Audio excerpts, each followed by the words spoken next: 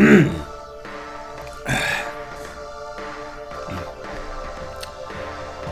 that and more tonight on the Not So New 52.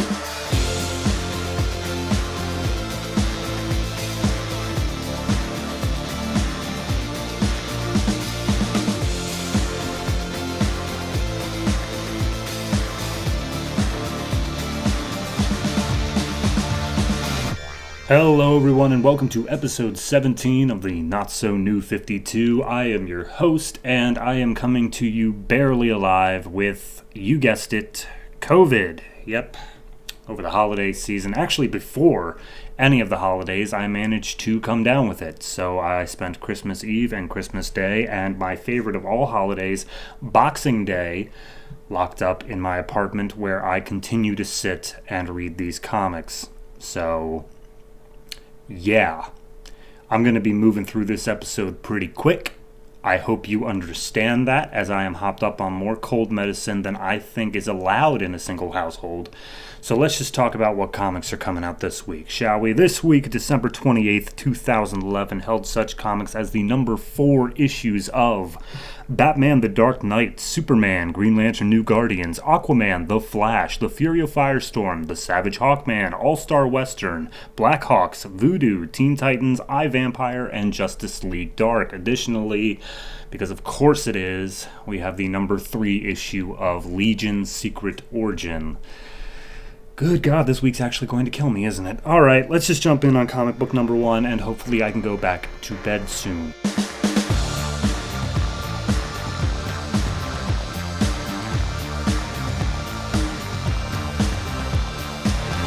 Batman the Dark Knight number 4, written by Paul Jenkins and David Finch, art by David Finch. We left off last issue with the Flash and Batman breaking into Poison Ivy's facility because she's probably behind the toxin, but Flash gets poisoned, so he has to run away.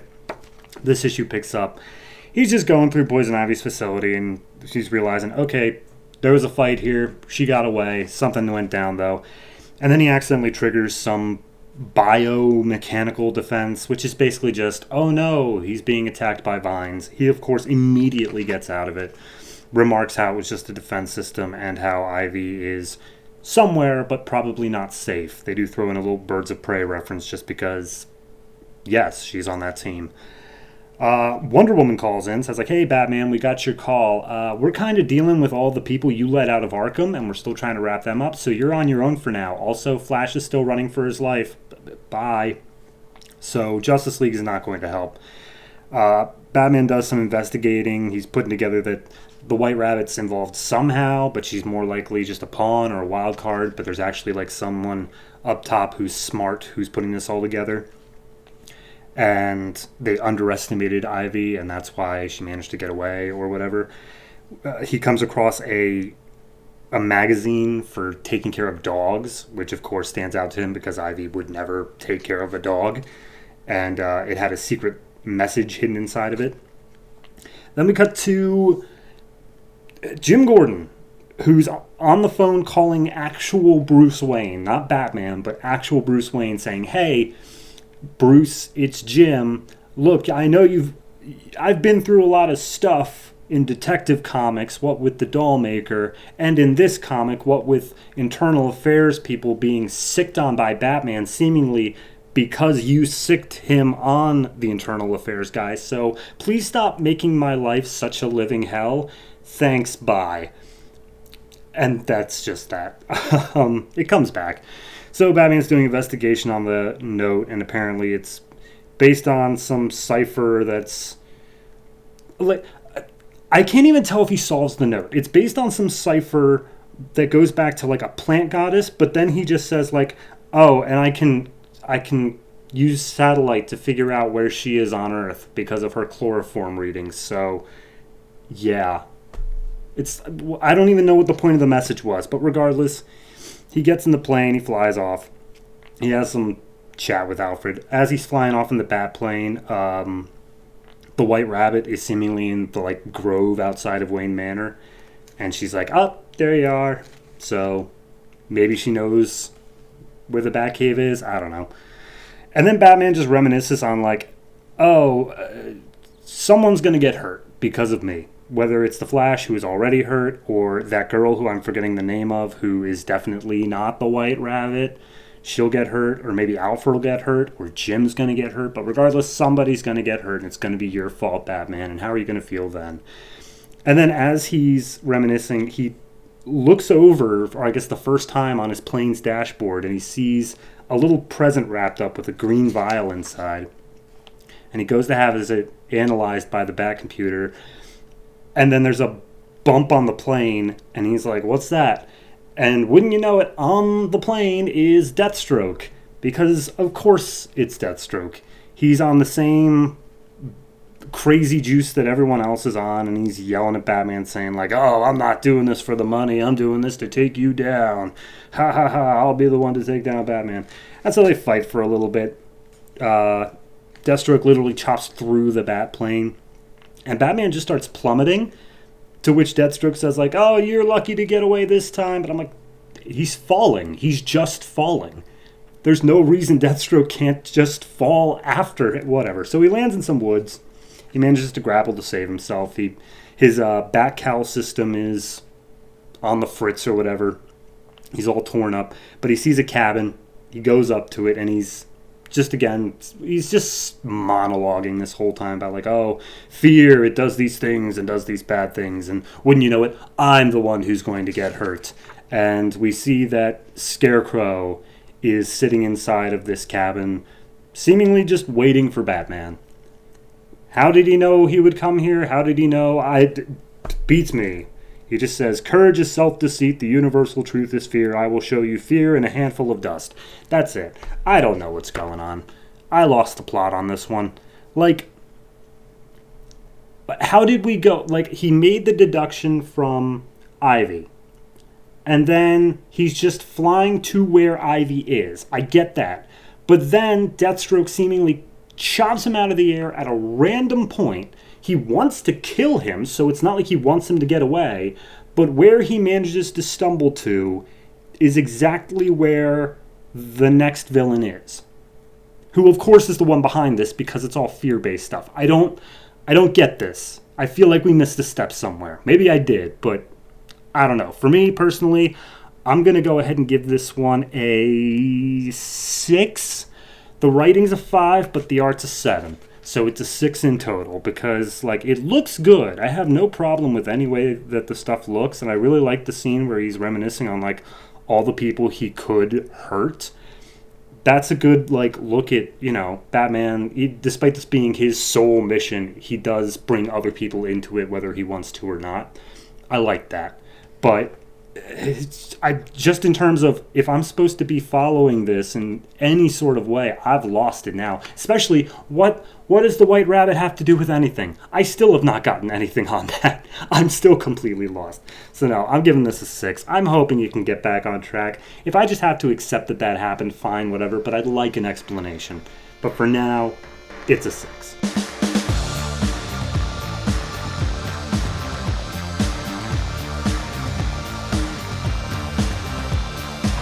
Superman, number 4, written by George Perez, art by Jesus Merino. We left off last issue with Superman beating an ice lady who was also the reporter Heather that he knows, and seemingly she became possessed by the same aliens that all the other 3 people have been. Anyway, this issue picks up with the police interrogating Jimmy Olsen and, I'm forgetting her name, Miko Ogawa, who were both also there at the site when the Heather turned into the ice thing.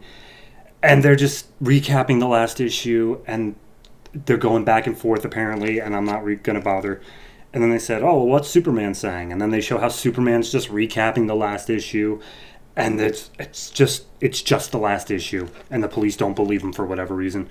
But then immediately a rookie cop comes barging in and was just like, hey, so that Heather lady, she's been missing since that happened. She's on TV right now. So they flip on the TV, and she's like, all I remember is I was trapped in some sort of icy prison, and then Superman set me free. And I just remember his heat vision and him saying the words, forgive me. And the cops are like, well, were you going to kill somebody? And immediately the Commissioner David Corporone, I think a new character, comes in and he's like, hey, Superman is a national presence. Stop interrogating him. Stop asking him questions. We're not treating him like we did 5 years ago. Check out Action Comics. So Superman just flies off and tries to figure out what to do about Heather. He sees Heather's like climbing in the car. She's like, okay, all right. So she's going to be back on the air to share more of her story, and I should just talk to her before that. He changes back into Clark Kent, gets on the phone, and Lois is the one who ends up calling him. And Lois calls him out on the fact that he was in Smallville immediately before Metropolis, which is a major like distance. Like, they are ridiculously far apart. One is Kansas, one's like supposed to be New York, so it's a ways. And Clark completely forgot he was in Smallville. And he's like, yeah, I thought I could catch a plane. That's why I said I was in Metropolis. And Lois is like, yeah, all right, whatever, bye. I'm skipping ahead over a lot of this because this is as dense as any other issue. And Clark is like, why couldn't I remember that I was in Smallville? What's going on here? So Lois gets pissed at Jimmy and Miko for, I don't know, questioning Clark's loyalty or something like that. But then she has video. Lois has a video of Superman flying out of the Smallville cemetery. So, like, dead to rights, she has to know that Clark is Superman now, but whatever. So we see later on that day when Heather is being interviewed for more about her story, and she basically just covers for Clark because Clark was supposed to be the one who was like running the story, since he's the one who's all about the homeless whatever, blah, blah, blah. But she basically covers and says, hey, Clark wasn't there. He was never supposed to be there. So there's no reason that you have to question him for anything. Which I don't understand why that's such a big deal that he can't be questioned for this. Like, true, he'd have to come up with some fake story, but you'd think that'd just be secondhand to him by now.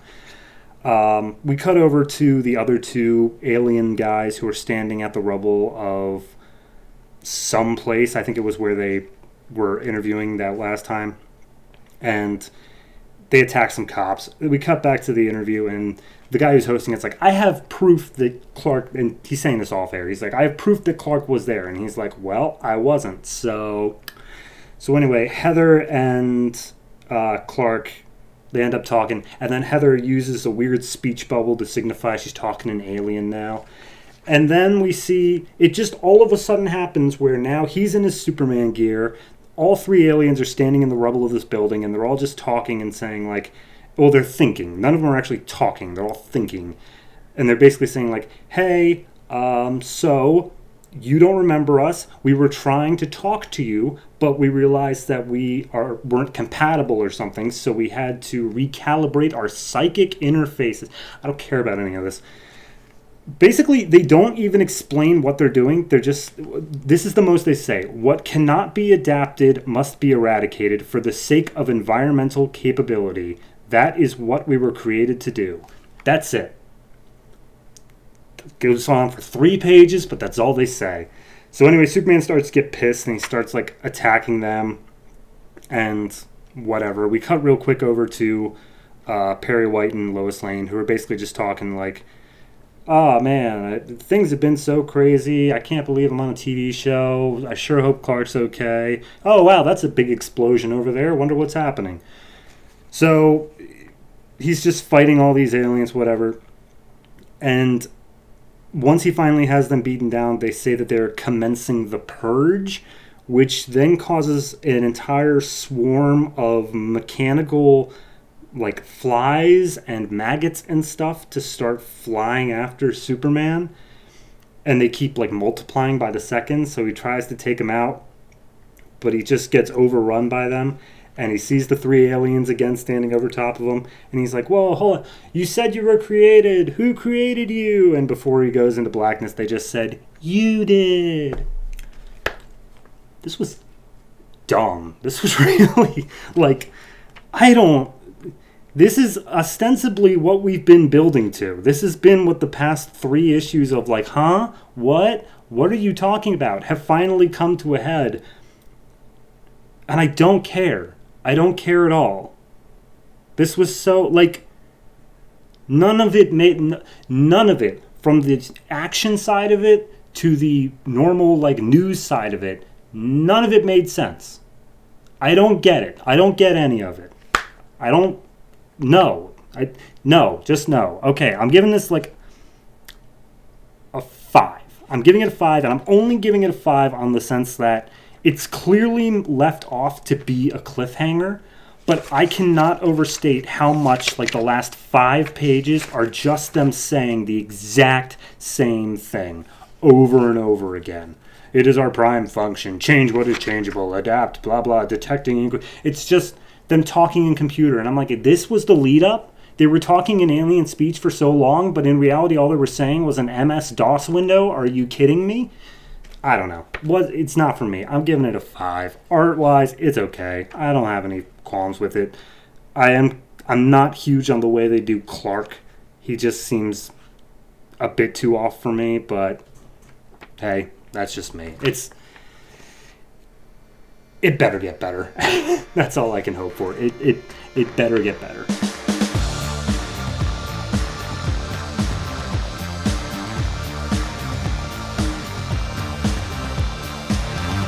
Green Lantern New Guardians number 4, written by Tony Bedard, art by Tyler Kirkham. We left off last issue with all the 6 Lantern Corps members getting their butts kicked by the Guardians, and then Larfleeze comes in with the cavalry and seemingly is ready to kick all their butts. So this issue picks up with exactly that. Larfleeze comes in with the Orange Lantern Corps and another Guardian named Sade, who I guess was a girlfriend or something to Ganthet before he got lobotomized, and she is under his control. I'm assuming this all just happened before the New 52. So Larfleeze is like, yeah, no, I'm just here to spit roast your hairless backsides, he says, as he starts kicking all the Guardians' ass with his Orange Lantern Corps. Immediately, the other 6 Lanterns all get out of their funks and they start getting up and they're like, all right, maybe we shouldn't let Larfleeze show us up. And they're like, yeah, it's probably for the best. Larfleeze is still doing battle. He tells Sade to, cover my flanks, slave. And Sade's like, I ain't gonna be your slave much longer. And he's like, what you say? He's like, nothing. And then we see the other Lanterns are, getting their energy back. Kyle's recharging thanks to St. Walker. And then Sade comes up to Kyle and he's like, hey, Kyle, you want to know why the 7 Rings chose you? And he's like, yeah. He's like, cool, let's get out of here. We got to go now. And Sade's bashed in by the energy blast of Ganthet. And Ganthet's like, whoa, Kyle, don't listen to her. Look, yes, you control the 7 energies. We know the 7 energy. We know all this stuff. We can help you, understand whatever's inside of you better than she could. She's lying. Don't end up like all of these flunkies. And he goes through each of the different, members of the different corps and just says why they suck. And he's like, no, you can be better than them. You can be your own thing before we destroy these corps eventually at some point in the future. And Kyle's like, all right, well, you've been like a father to me, but sorry, Dad. And he blasts Ganthet. Immediately, everyone realizes, yeah, all right, look, we've laid waste to this place in here. They're clearly going to have some bigger threat if we keep going. We need to retreat now. And some of them don't want to retreat. Some of them do, but the Indigo Tribe guy who has teleportation, he just teleports them out. He gets them all out, and they go to the planet Okara, which I believe is the Orange Lantern homeworld.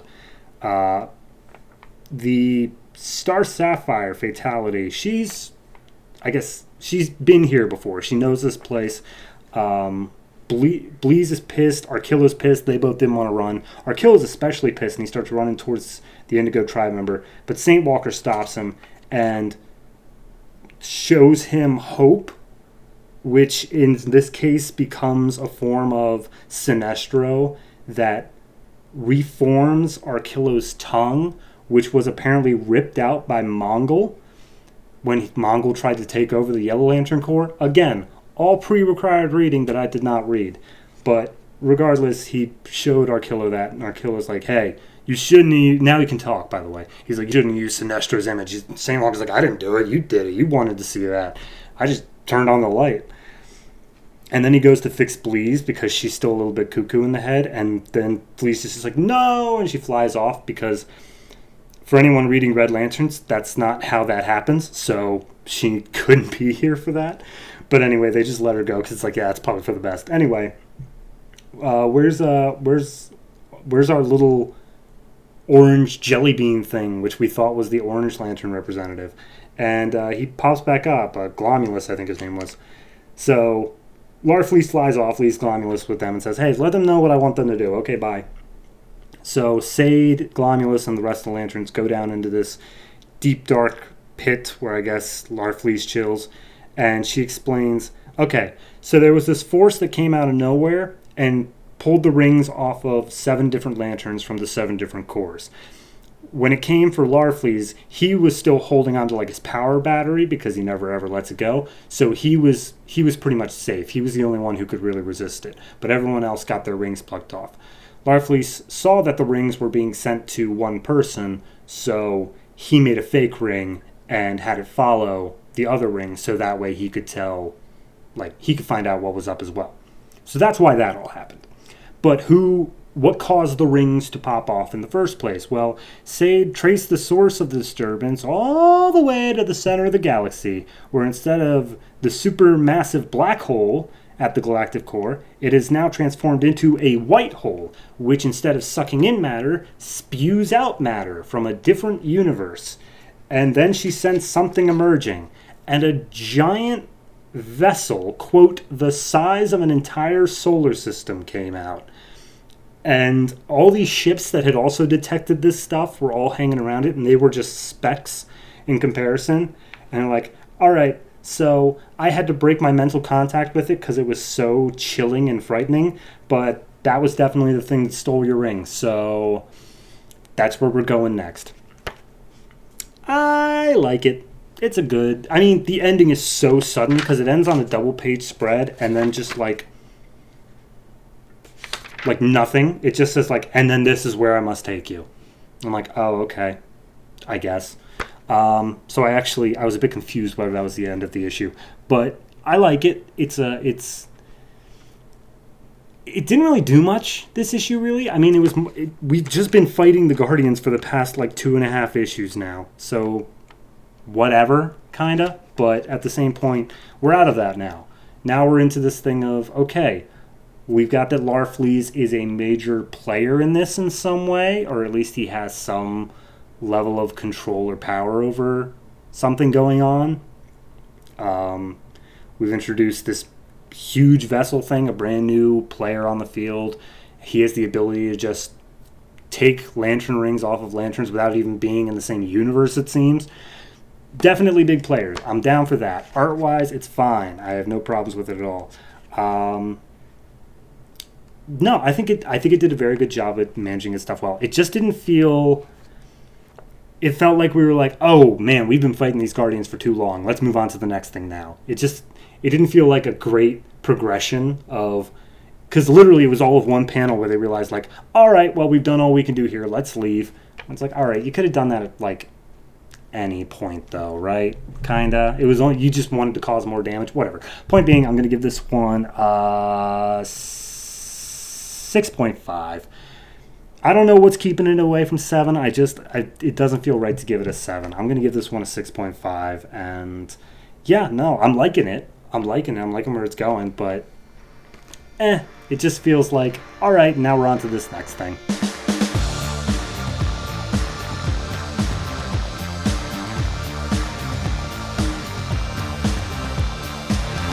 Aquaman, number 4, written by Geoff Johns, art by Ivan Reis. Where we last left off, Aquaman was making his way down into the trench with Mera, and this issue picks up pretty much right there. This whole thing is spent in the trench.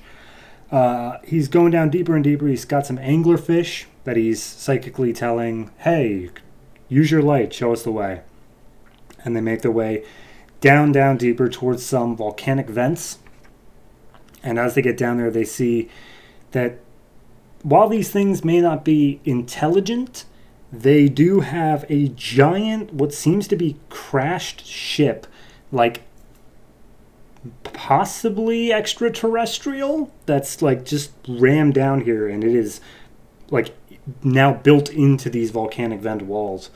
But when Arthur goes and examines it a bit closer, he sees that the characters on it are from an ancient dialect from Atlantis before it sank. Like, this thing has been down here for centuries, and there's a breach in the hull, so the creatures down in the trench like fed on these ancient Atlanteans. And it raises some mysteries for Aquaman of like, what were the Atlanteans doing in the water? Why were they down here? What were they doing all the way down here? But regardless, they're like, all right, well, the fish are like fleeing despite your telepathic powers now, so we're going to be going down in the absolute dark, so let's just focus on the story at hand, but keep those things locked in the back of your head. So they swim down deeper, and when they get down there, they start thinking like, okay, but like, how could the humans survive this deep? I don't think we're coming back with any people. And I was like, well, who knows? They brought their food down here alive for some reason. They must have thought it would have survived. So here's hoping. And then they see a fish swimming up behind them, but it's not a fish. It's one of their spawn, like a child, but it's like sick and mutated and dying. And they look around and they see the entirety of like their brood. All of their juvenile ones are just floating dead throughout the water, and they're like, this does not bode well. This race is not doing well. And when they finally pass through one more little corridor, they come to the main hive, where it's all the ones they fought, as well as a gargantuan-sized one, which is the queen.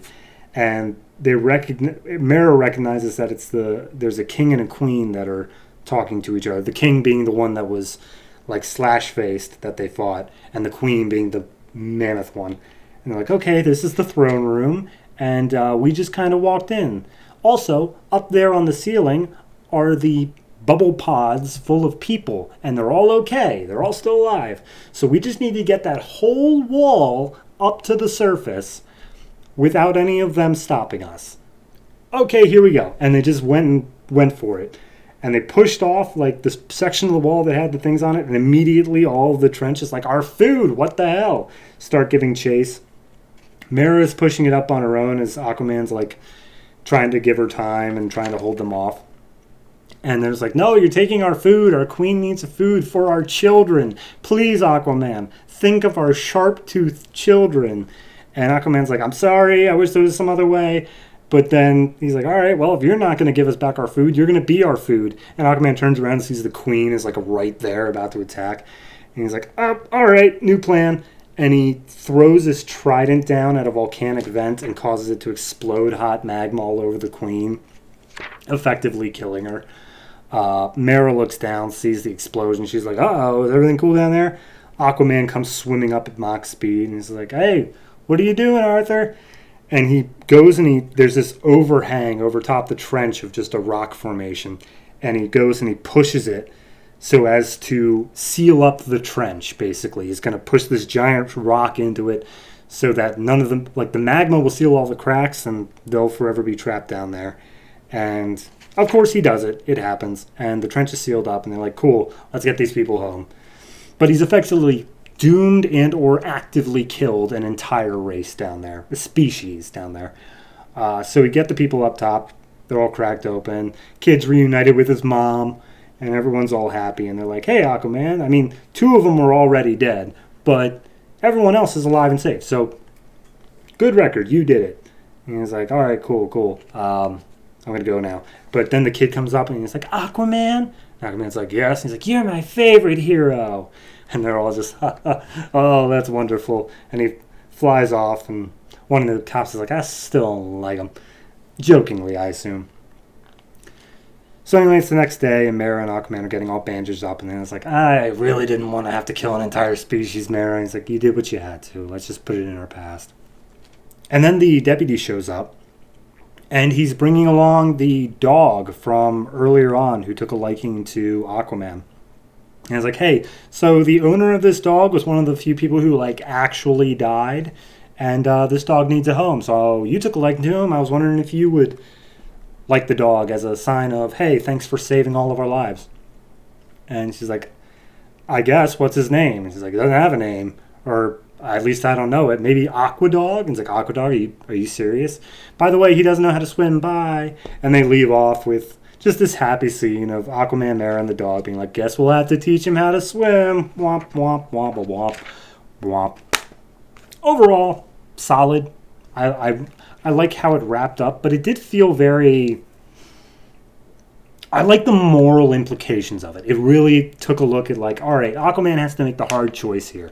But like in terms of build-up, I felt like in any other comic series, it would have been building up to the reveal of the Queen would be like the end of the issue, and then the entire next issue would be the taking out the group thing, you know? We would have spent a whole issue of them just like getting down there. I'm glad they didn't, because that would have just been unnecessary decompression, but I don't know.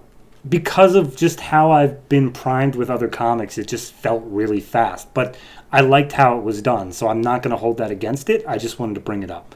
But overall, I'm going to give this one a 7.5. I really like the moral implications that Aquaman's put through. I think it might be like just a bit too happy, nice of an ending on the surface, but that's my only like half complaint.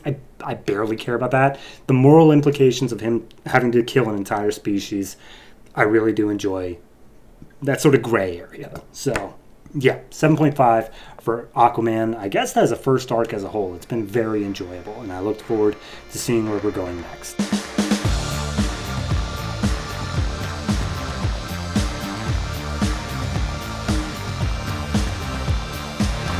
The Flash number 4, written by Francis Manapul and Brian Buccellato, art by Francis Manapul. We left off last issue with Barry getting shot in the head by Mob Rule. They were making an escape, Manuel, Patty, and Barry. Barry went to buy them more time, got lost in his Speed Force thinking, and got shot in the head. This issue picks up at the funeral, because of course it's definitely the Flash's funeral. We see Manuel standing there over the grave and some other lady, and then, there's Barry. It's a flashback. Never mind. Turns out this is Manuel's father's funeral, and Manuel's doing the thing where he's standing in a trench coat way far away, looking over from on top of a hill. And Barry comes up afterwards, and he's like, hey, Manuel, you really should have come down. And he's like, oh, that plane was... He just exposits. The plane that his father was on was hijacked by a terrorist group named Basilisk, and they killed him, and now because he's a covert CIA operative, he's going to go through and he's going to find all the Basilisk members, and he's going to make them pay. And that's the end of the flashback. He walks away from Barry and revenge.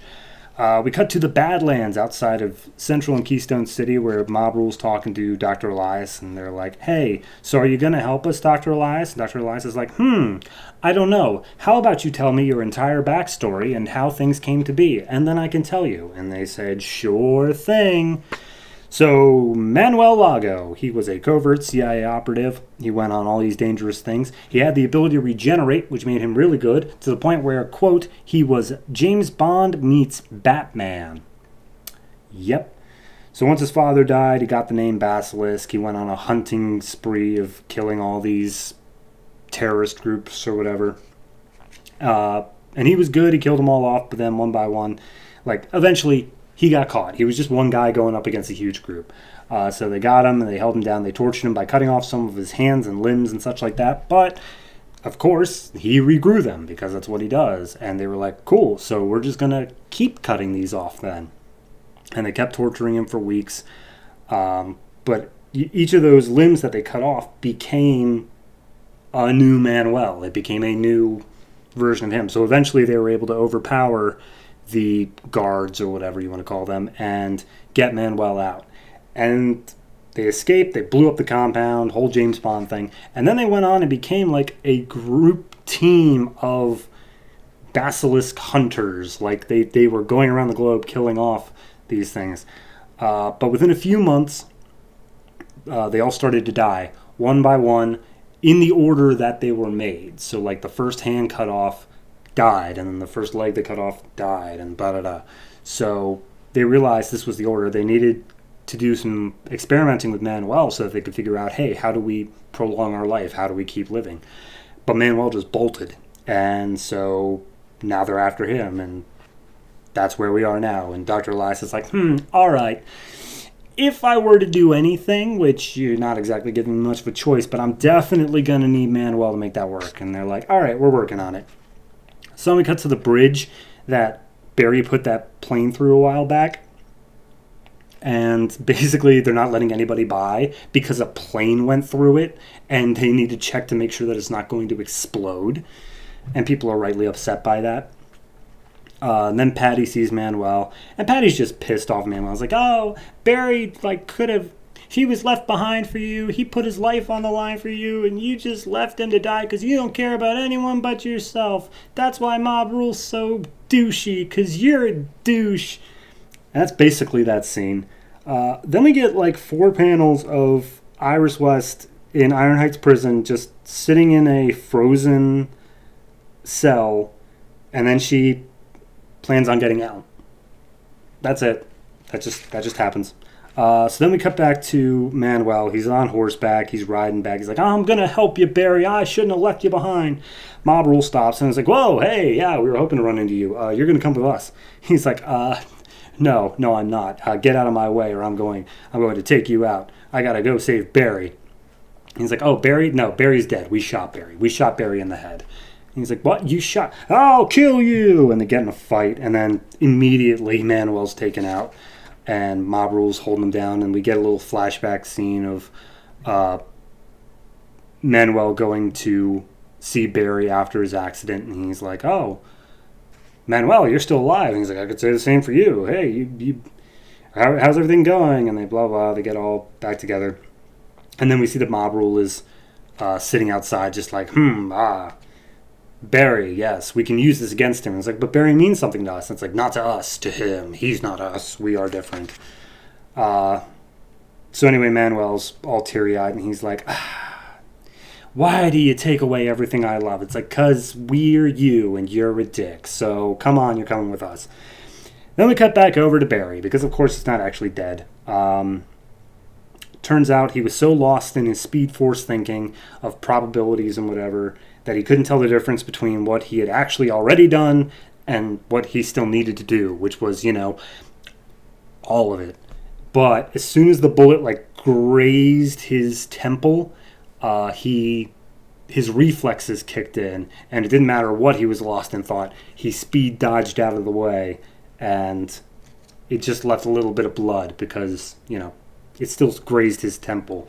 So at that point, he's like, all right, so I'm not going to do that as much as I can help it. I'm just going to, rely on my instincts because that's good enough for me. So I'm the Flash, and I'm going to run real fast. I'm going to protect my friends because that's what I do. And he zooms out of the building because there were some time bombs. That's kind of important to note. There were some time bombs, and he zooms out, and then that's where we end with him saying, this is what I do. It's a fine issue. This is the issue that finally tells us all of Manuel's backstory, which is pretty much, you can just piece it together. I felt like I knew all that before this issue. None of that was really super surprising. I think the only thing that was revealed, really, was why he started, aka his father's death. But besides that, everything else kind of felt obvious. But I don't know. It's a fine issue. It just kind of feels like, all right, well, that was a really, really, really big cliffhanger we did last issue of Barry's dead. And of course, it's not true, and we're not going to try to hold that over for multiple issues, but we are going to try to hold it over for at least one issue. So we're not going to let you know until the end of the issue that, of course he's fine. Overall, though, I give this a 7. I could not say a bad thing about the art at all. Art is fantastic. Layouts are very creative, very well done. My biggest problem is the fact that it just feels like what's really moved forward here. The only thing that's changed is that Flash isn't going to use his super thinking powers. And okay, that's fine, but I don't know. 7.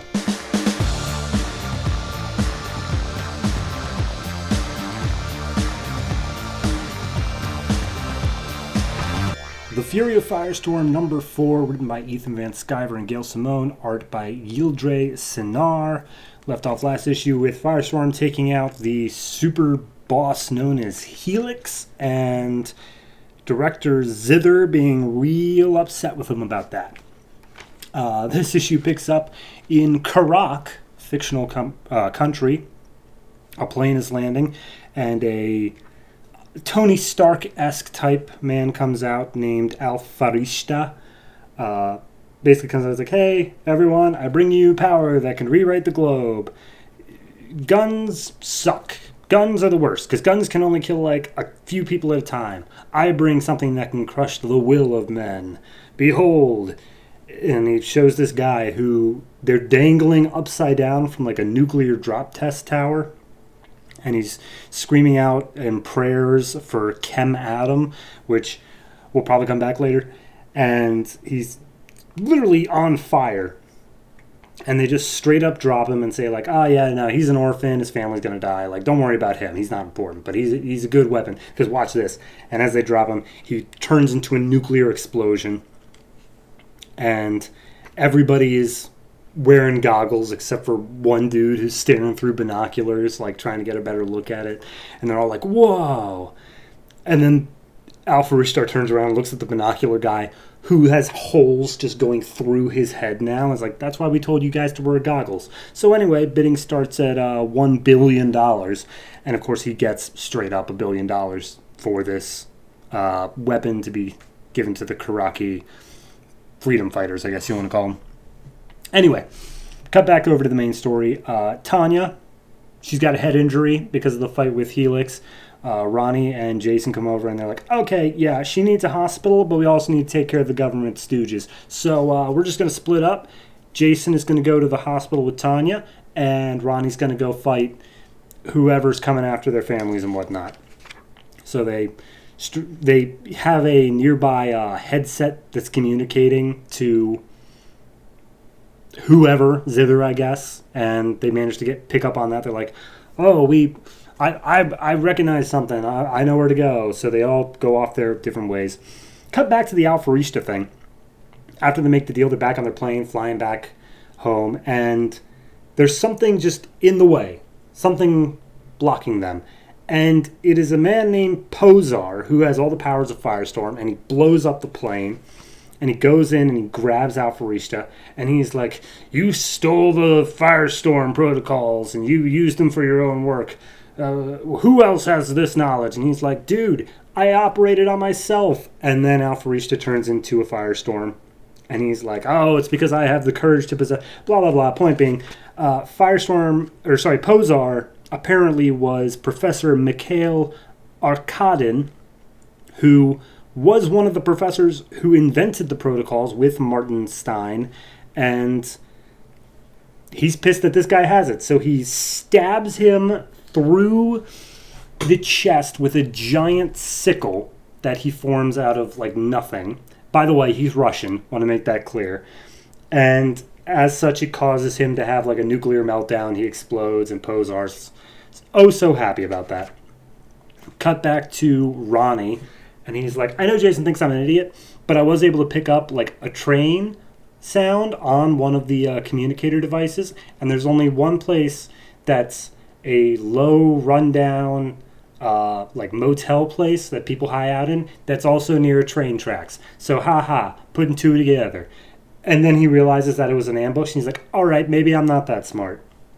But as he goes out and he's ready to start taking out whoever's shooting at him, a chopper comes in from behind and just starts shooting not only at Ronnie, but also just the entire building as a whole, taking out anything that was inside of it.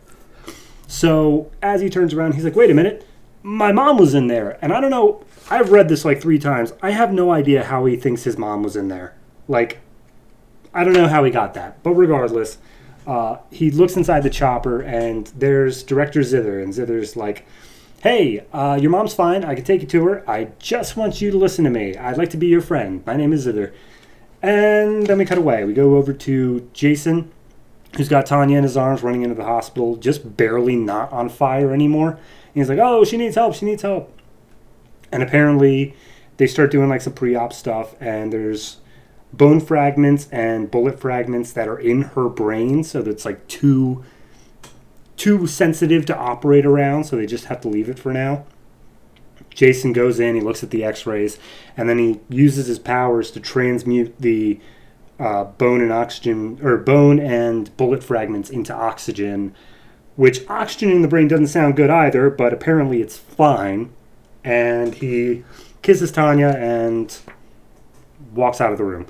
We cut back real quick to Pozar, who's now talking to some sort of Russian official, who's like, hey, look, we know this isn't your fault, but the Firestorm protocols were stolen under your watch, and now they're in the hands of two, teenagers in America. So get them back, and maybe then the Russian government will look fondly upon you again, Pozar.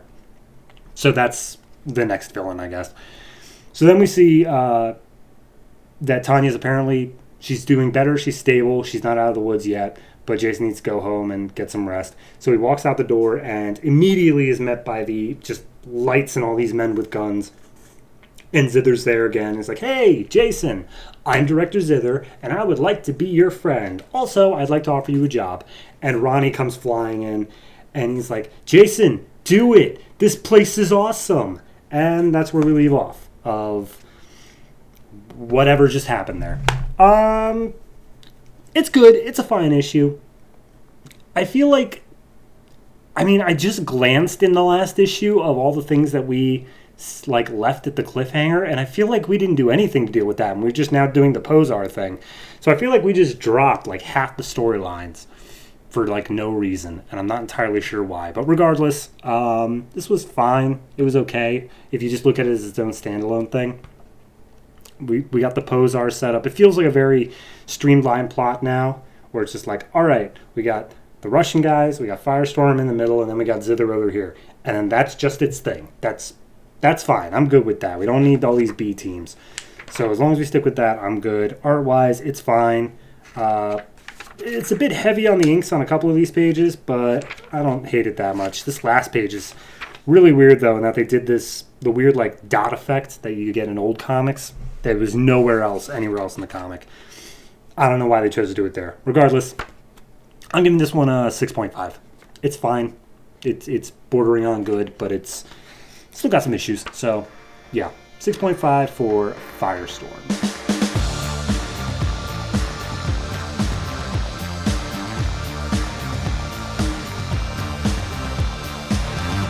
The Savage Hawkman, number 4, written by Tony S. Daniel, art by Philip Tan. We left off last issue with Morpheus coming back to life because Hawkman brought in part of his plague that was disguised as a coworker, I guess, something like that. This issue is going to go real quick because it's all pretty much just one extended fight scene. Hawkman and Kane, Dr. Kane's assistant, Askana, who is also a reptilian alien acrobat lady, are both fighting off Morpheus, as well as this horde of weird plague, demon, shadow, zombie things he can create. I guess. I didn't realize that was part of his power set, but it's literally all around him. And they're just getting outclassed on every side. And as Hawkman is wailing on Morpheus with his mace, Askana jumps in and is like, hey, maybe stop using the nth metal weapon, because every time you do, he absorbs a little bit of your nth metal, and that's bad. And he's like, well, the judge in the hologram said that there was a way to stop Morpheus. And it's like, cool, what did he say? And Hawkman's like, I don't know, I didn't get that far, as he's pulled down into the horde of shadow demon zombie things. One quick point, Morpheus does mention that quote, you will feed my army your filthy Thanagarian nth metal, to which Hawkman specifically says, what the hell's a Thanagarian? So that's going to come up at some point. Elsewhere in the facility, Dr. Kane's trying to escape. He stops by some cryogenic pods of some sort and lets out the Waker, which was that bald alien from issue 2, and he's like, hey, Waker, wake up. I need you to tell me how to stop the plague. And he's like, oh, you're an idiot for bringing it back. He's like, shut up. I order you, tell me how to stop it. We go back down into the fight. Askana's just jumping around all right, well, for every one of their heads I take off, 50 of them grow. So I'm not doing much good here, Hawkman. And she starts getting dragged down into the pit. Hawkman somehow got out of the pit just off panel. So he grabs her, pulls her up over the fight, and it's like, all right, need a new plan then. What do we do? He's like, well, we're going to have to take out Morpheus first, and hopefully these things will all just go away. He apparently needs a human host, which I don't think has been a thing in this entire series, but whatever. So he's currently without a human host, and he's going to try to absorb Dr. Kane and use him as his human host. So Kane's currently trying to escape via helicopter on the roof. He's holding his briefcase tight still. I don't know what's in it, but, it's his briefcase. And Morpheus busts in, and he's like, hey, Dr. Kane, I'm going to take your body. And Dr. Kane's like, no, I'm your god, and I will strike you down. And she just tries to shoot him. Does nothing. And as Morpheus begins absorbing, I don't know, his life energy. It's a bunch of purple energy. I don't know what it means. Hawkman swoops in, and all of a sudden now he's able to fight him and start winning. He's not completely outclassed. I don't know what changed. I think it's literally this quote here. Lucky for you, I give a damn about that. Talking about not dying.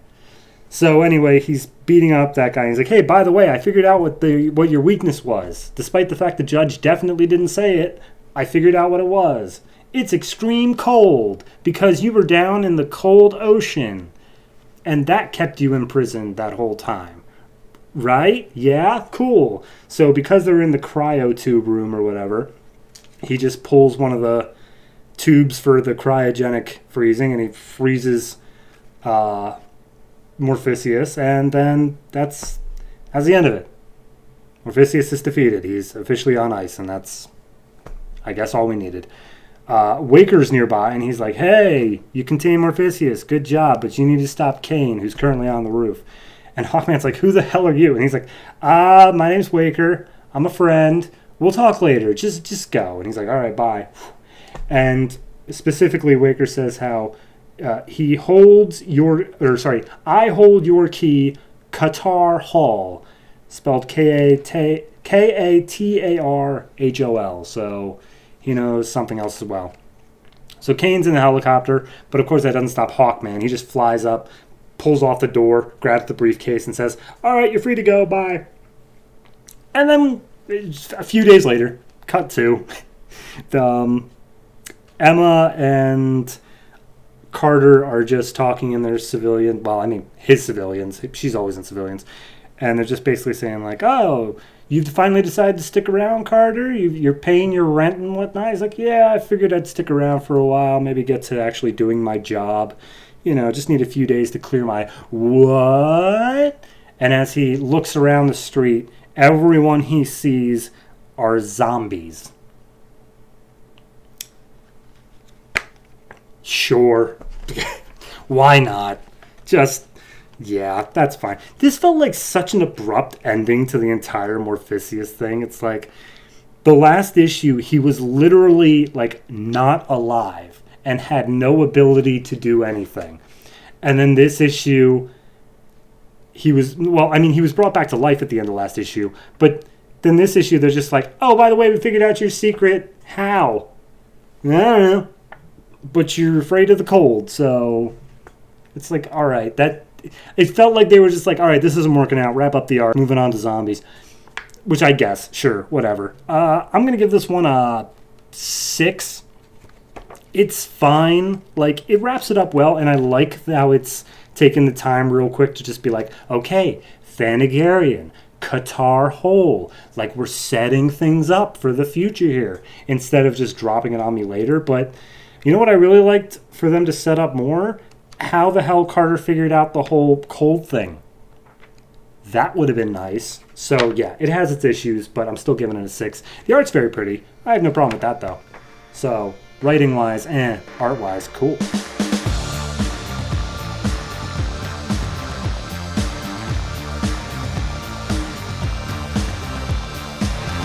All-Star Western number 4, written by Justin Cray and Jimmy Palmiotti, art by Moritat. We left off last issue with the end of the arc, as well as this weird sort of half setup for him going after some brothers named Trap. This issue picks up with kind of the Trap thing. First off, we have a present moment of, me from the viewpoint of Arkham. Arkham's like, oh, me and Jonah are walking through the sewers. How did we get into such a crazy situation? Well, let me tell you, a few days earlier. And then we went back to the Trap Brothers thing, where they all just had like a shootout in the middle of the street. Hex took them all out via a couple like hatchets and stuff like that. And he starts shooting the fingers off of one of them to get some information. And one guy comes out and he's like, now wait a minute, you can't just torture this man in the street. And he shoots at the guy's feet. And he's like, well, that ain't none of my business. Bye. And he goes back to shooting off fingers. And then this group comes up, led by a man named Thurston Moody. And he's like, excuse me, are you Jonah Hex? And Jonah's like, I'm a little bit busy right now. And he's like, right, but someone has taken my son, and I would like to hire you to find him. And he's like, again, a little busy right now. Also, I don't want to be in Gotham, so buzz off. And he's like, right. I can pay you handsomely, and I'll give you $50,000. And he's like, all right, so you got a picture of your son or what? And we cut back to the present again. Arkham is maneuvering through the the sewer system with Hex. And he's remarking how Hex is a very good detective and he's very astute, but he always just chalks it up to common sense and things that are obvious. Like he doesn't see himself as doing anything that incredibly amazing. And then they come across some skulls in their path, and they're like, well, guess we're on the right path. So, cut back to the past again, and Jonah Hex is going to an orphanage. A nun stops him at the door, and it's like, oh, can I help you? And he's like, yeah, I want to go talk to a couple of the kids here.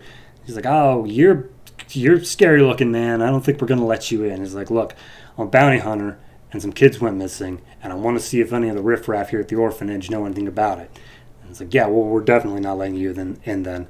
But then Arkham apparently was doing some volunteer work there. So he's like, no, I know Jonah. Let him in. What is it this time? And just remarks that there was a boy here who is just completely skin and bones. He's been, like, worked to death. You just see, he looks awful. It's the best I can describe it. He looks absolutely awful. He's both mentally and physically ill, suffers from dysentery. I'm amazed he doesn't have rabies due to all the rat bites. And Jonah's like, I need to talk to him. I need to see where he was from. Because apparently he's the son of, like, a poor family from just some shanty towns, stuff like that. But in these shanty towns, hundreds of kids over the years have gone missing. And nobody knows who's doing it. All they know is that in the middle of the night, a man in a cloak of black and red with a mask and guns shows up and just takes their kids and rides off. And nobody can say anything about it because they're all just poor people living outside the village. No one cares. And Arkham's like, oh, well, I have some friends up on high places. I'll bring this to their attention. Hex is like, no, keep this quiet so that we can go find them and they don't run off or, like, kill the kids. And Arkham's like, right, of course. And if we find more children, you'll need me, Hex, because I can give them medical attention. He's like, God, fine, whatever. So we cut back to present. They found this place. It's this giant, like, steel mill looking place, all underground. They're mining stuff, and it's just all run by kids with a couple of adult, like, overseers. Hex is going to go around taking out the adults, and he wants Arkham to go around and get the kids out whenever it seems safe. They do just that, but eventually Arkham gets caught by this big lug of a guy, and he's got a full-on Cockney accent in the panel. He's like, oi, what have we here with a mouse sneaking round where he ought not be? This is a direct quote from how it's written. So anyway, he's like, oh, you couldn't have knocked out, I'm not doing that Cockney accent the whole time. He's like, oh, you couldn't have knocked out all my guys. Who's helping you? And he looks up and he sees Hex and he's like, oh, you fancy yourself a hero, huh? Well, are you still a hero? And he pulls out like a shotgun and holds it to Arkham's head. You feel like a hero? You think you're faster than a speeding bullet? Let's see what you can do. And that's where we leave off the issue. I like it. I think it's a good change. I'd like... When that last issue ended on the trap thing, just out of nowhere, I was like, okay, it's kind of weird that we're devoting just like 3 pages to this random, like, whatever. And now that we picked up this one and it was just, again, another 3 pages of whatever, you could tell that, like, I don't know, I don't think they had all their ducks in a row yet on what they wanted the next plot to be. And they were like, oh, okay, let's just do something at the end that doesn't matter, and then we can just spin it into whatever does matter. But I like the way that this particular story is going. It's a good way of playing up Jonah's morality while at the same time allowing him to say that it's all still for the money, where he's rescuing kidnapped little children that nobody else would care about, but he's also getting $50,000 for it. So, here or there. Art is fantastic. It always fits the style. It's very well done. No, I think I would give this one a 7. I think it's a very well done issue, and I look forward to more All-Star Western moving forward.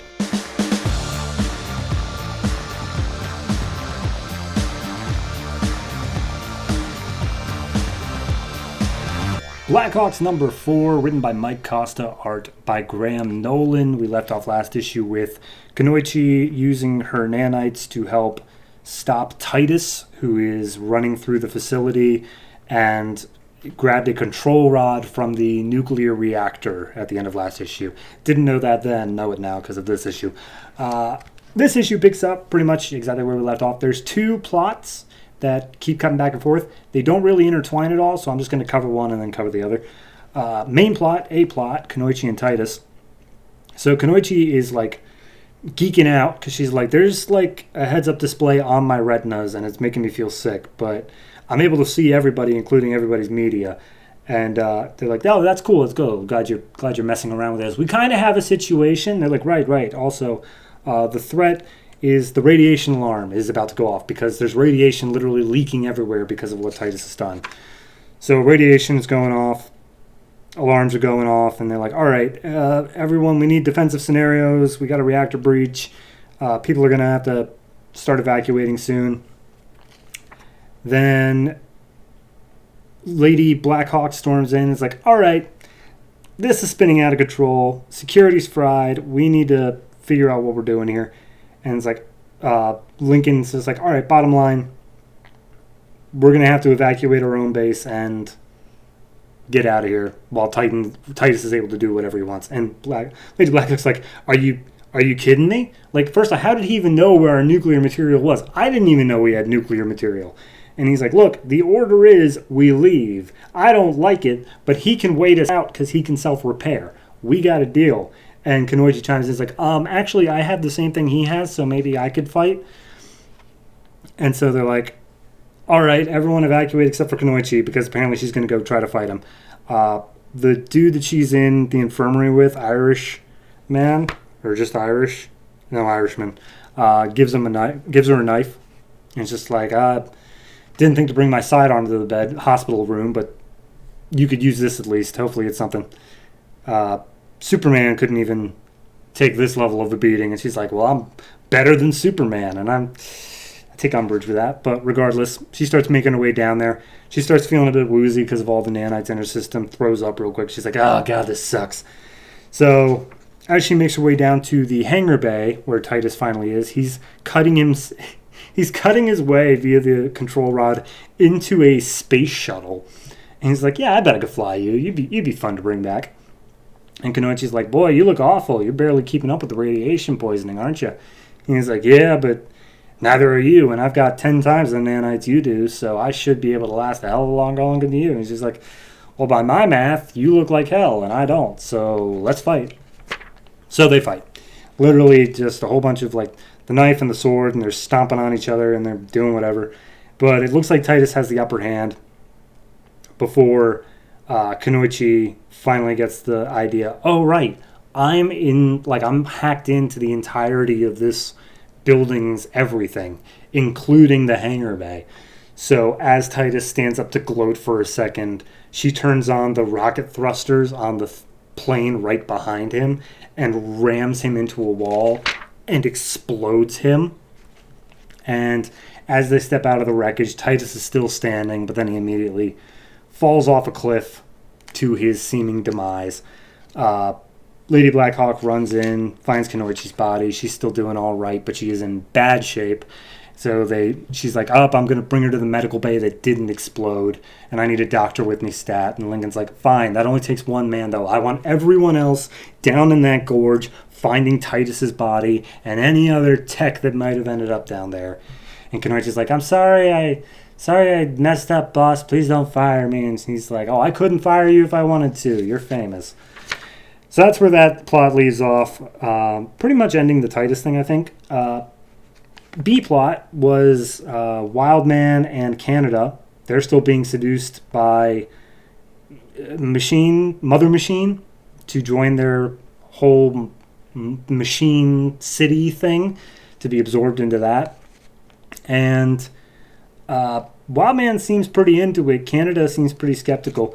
At one point, they're walking through just like a hangar bay or something like that, and they're like, hey, is this thing a plane? And it's like, yes, it is. And he's like, I know planes. And this is Canada talking. And he's like, I know planes. I'm pretty good with planes. I feel like I can fly pretty much anything. And she just whacks Mother Machine in the head with a set of stairs.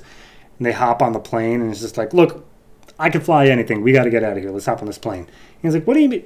What do you mean you can fly anything? These things are super advanced machines. They don't even think, like, they couldn't think as slowly as us if they tried. You think they made a plane that you can fly? And he's like, yep, let's go. So they hop in the plane. There's no windows. There's no nothing. But he gets a feel for it. He finds the joystick, throttle, whatever you want to call it. And he's like, all right, well, here goes nothing. So miraculously, he somehow gets it in the air. He lifted off. He can't see, like, they don't have a windshield. They're not able to see anything. But the display is like being beamed directly onto his retinas, according to him. And Wildman makes the question. It's like, wait a minute, hold on. So they're just letting us escape? Like, we just bashed in their leader in the head and they're just letting us go? And it's like, no, I'm not making any attempt to actually fly this thing independently. Like, we're just following a pre-scheduled flight path. I don't know where that's going to take us, but I have some ideas. And it's like, Wildman's like, do I want to know where we are right now? And Kenna's like, no, not really, as we see that they are shooting out into deep space. So, yeah, that's where the issue as a whole lines up. I liked it. It was a solid thing. I felt like the Titus thing may have wrapped. I mean, there's nothing to say that it has actually wrapped up, but it feels like it's wrapped up.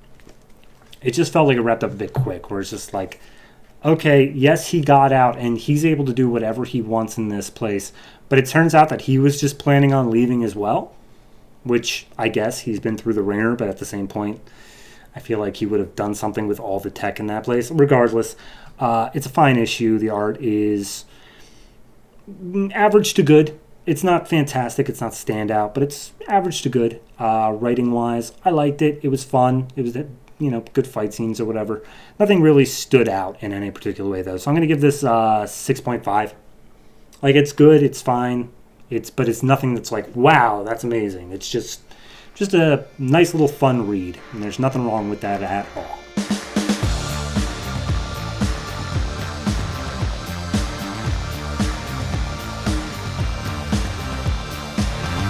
Voodoo number 4, written by Ron Marz, art by Sami Basri. We left off last issue with a Kyle Rayner crossover, and Kyle just let her go. Meanwhile, a Demonite, who I didn't know was in this series, is also looking for Voodoo and killed all the people in a diner she was visiting. This issue picks up with Voodoo stalking through some ventilation shafts, because of course she is, and it's shown that she's in a government building.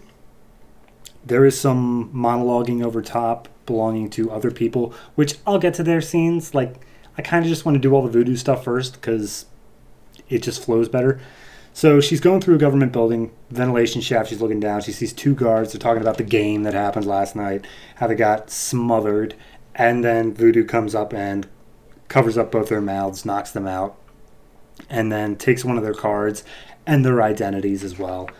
As she's walking down the hallways, another guard that she passes by calls out, "Hey, you!" And Voodoo's like, what? What can I do for you? And the guard that she's impersonating owes the other guard $20, and she's like, oh, right, yes, I'll get that for you tomorrow. Ha, ha, ha, ha. So they use one of the key cards to get into an authorized personnel only room, which just holds this nerd. Like, he's literally the only person here in a suit and tie. He wears glasses. He has a mug that says, I speak XML. He's just a nerd. And he's apparently doing research on superheroes. And Voodoo comes up in her normal look and is like, hi, my name's Priscilla. I'm here because I'm very interested in what you do, Lloyd. And she basically starts hitting on Lloyd, gives him a kiss, which knocks him out because apparently she is secreting toxins through her lips. So she kicks him over to the side and starts reading through all the superhero files that Lloyd has. As she starts she fills up a flash drive, she gets everything she needs. She crashes the system, I guess, and then she lets herself out. And she is met by a group of other guards who, she still looks like Voodoo, so she's like, oh, hello. And she has to fight her way through these guards. And she does so, but she sets off an alarm. She sets off a notice that she is there. So, real quick, going back to the beginning of the issue, all this narration that's going on over top of all of these scenes is narration between, I forget the guy's name, Bolton, but he's like the Black Star Major General looking guy. There's somebody who's just in charge in general, Chief Hurley, and then there's Jane Fallon, I believe her name is. Jess Fallon, the agent who we've been following for several issues now. And they're basically just talking, going through, okay, there was a 4-year-old named Priscilla Kitane. She just like disappeared off the map. Her mother died in a fire a couple years ago, but this girl just never showed. What are the theories? And they're running through, like, maybe this girl was abducted when she was 4 and now she's sent back as an alien, like, drone or whatever, or a sleeper agent, whatever it is. She looks human, she acts human, but she's clearly not human. So they're trying to figure out what's up. They got the crime scene photos back from the Voodoo Lounge. Agent Fallon doesn't need to see it, but the Major General whatever does, and he's like, oh, all right, this was definitely a messmate of your partner. Sorry again about your partner. But they talk about how, because she's a shapeshifter, she can be literally anywhere.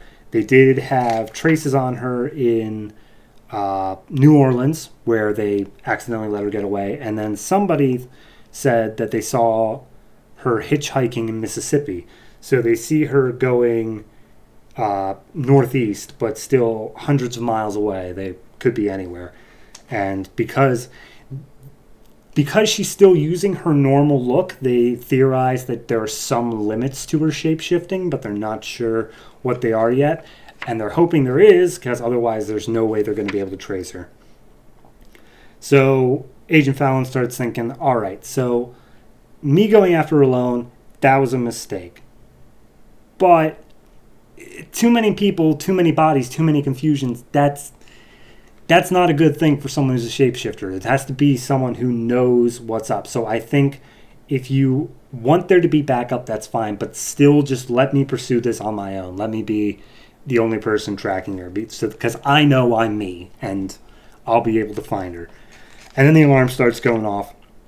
We see that the power system is going down, and the backup generators are supposed to kick on, but we see that Priscilla's already taken them out in her full alien look. And immediately Agent Fallon's like, no, wait, this is Voodoo, let's get outside right now. So they go outside, they start looking through all the people who are evacuating. The Major General, whatever his name is like, wait a minute, how does she know what's even in this base? Unless, did she get into your head? Did you let her in your head? Answer me. And as soon as Fallon's about to explain herself, she sees herself over in another crowd. And she's like, that's her. And so they start firing on Voodoo. She turns a corner, makes it into a larger crowd, and manages to get away, disguised as a dog who just runs underneath the fence and makes her way out, and that's the end of that. We get a one-page epilogue here of that same Damonite-looking guy from the last issue. He looks completely human now, but he shows up at the truck stop where we spent last issue, and there's just a kid hanging out there. He's like, "Hey, kid, this garage blew up last night. You see anything interesting here, like this?" And he pulls up like a huge gun that was just laying there. And he's like, "Oh, that's just a toy, mister. I'm not into that kid stuff." He's like, right, I'm sure you're not. Anyway, is there anything missing from here that you notice? And he's like, "Well, just the red T-Bird that the guy who owned the garage loved this car. He loved that car." And he's like, "Cool, red T-Bird, got it." Shoots the kid, walks away, and he's like, "Thanks, kid." And that's where we leave off, with the Demonite knowing that she's driving a red T-Bird, I guess. I like it. I feel like this finally is the point where it's like, all right, we have a mission for what Voodoo is actually doing, you know? Because these last issues just been her on the run. This issue, she went in of her own volition, and she got information on other superheroes, which ostensibly has been what she's supposed to be doing this whole time. So I am very much happy that we've actually gotten the mission statement on what the hell we're doing with this book. Art-wise, I think it looks great. Maybe that's just me. It's a computerized look. It's definitely done with computer in some regard, but it's got almost like a painterly feel to the colors, and I really like the way it looks. It's very crisp and clean. So overall, I'm going to give this one a 6.5. I think it's very good. I'm looking forward to seeing where we're going to go with it now. If it's just going to keep going, like bouncing between like she does something and then she's on the run, and then she does something and then she's on the run, I might get a bit tired of that. But as it stands now, she's doing something, and I like that in a protagonist.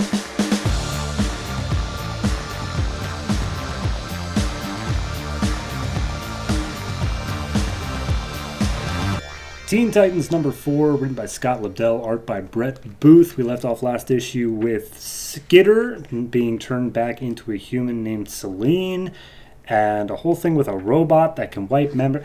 Look, none of this comes into play. None of it at all. So we're just going to go. We open up. It's New Year's Eve in New York City, and Cassie, a.k.a. Wonder Girl, is very scared and trying to push her way through a crowd in Times Square. Superboy is right on her tail and is just looking all this sorts of menacing.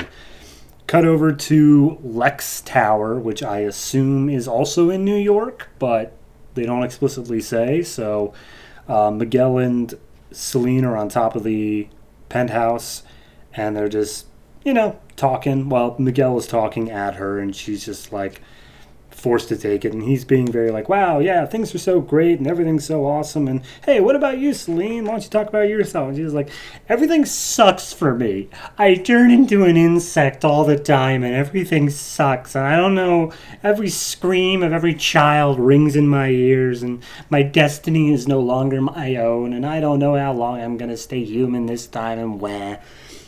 And Miguel's like, I talked to fill the silence, sorry."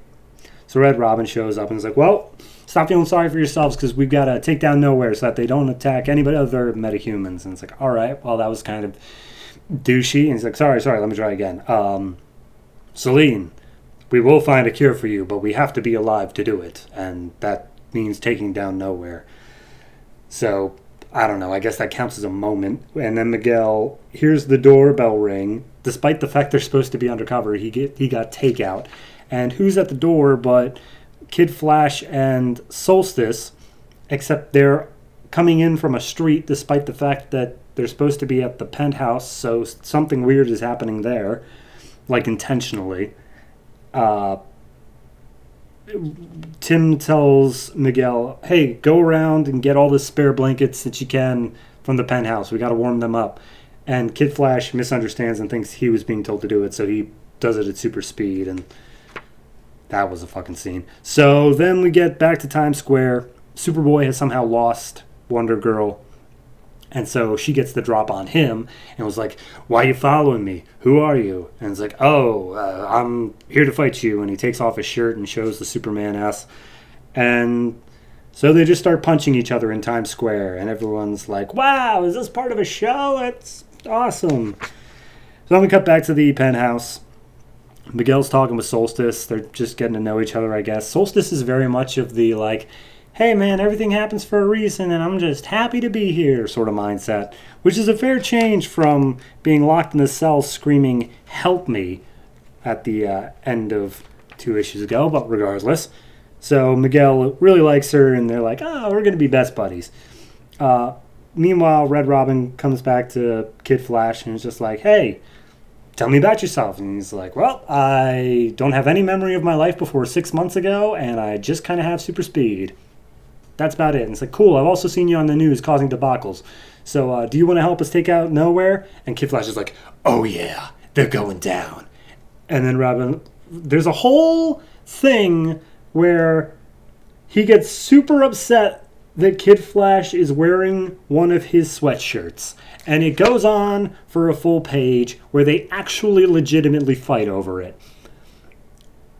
I don't care. So then they see that the Wonder Girl and Superboy fight is on TV, and they realize, okay, we got to get down there. So Red Robin does the thing where he's like, all right, you don't have to join the team. You don't have to do anything you don't want to. But if you do, we'll be stepping out in the public. People will know of our existence, and we'll blah, blah, blah, blah. And Selene immediately is like, nah, I'm going to my cocoon. Y'all are crazy. Bye. Everyone else is pretty much in. So cut back to the Wonder Girl Superboy fight in Times Square. They're going at it. Superboy is just laying into Wonder Girl. She does not stand a chance.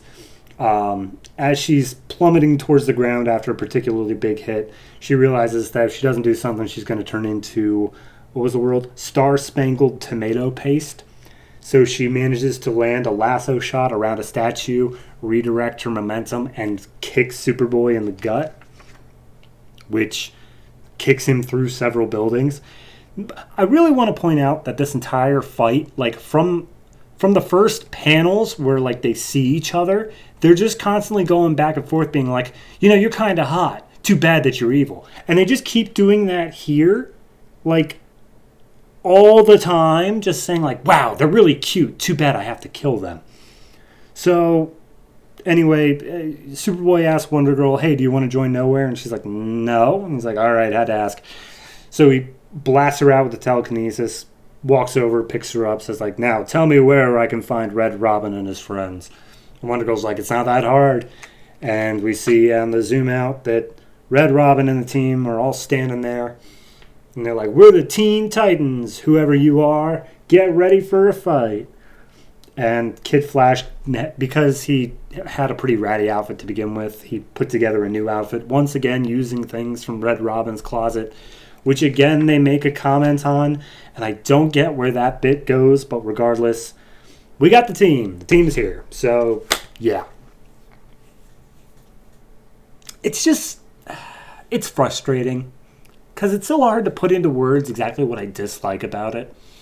The art is not good. It's not good art. It's not, like, there's something about it. I think it's just a little bit, everything's just a little bit too off-model. Like,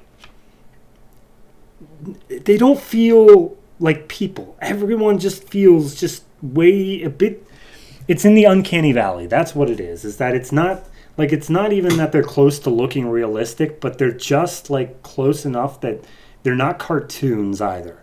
It's in this weird middle ground. Everyone has got weird proportions. It's just, and then writing-wise, oh God, writing-wise, I don't like it. I don't like it. I don't like it at all. I think I said that last issue, and I think I'm going to keep saying that.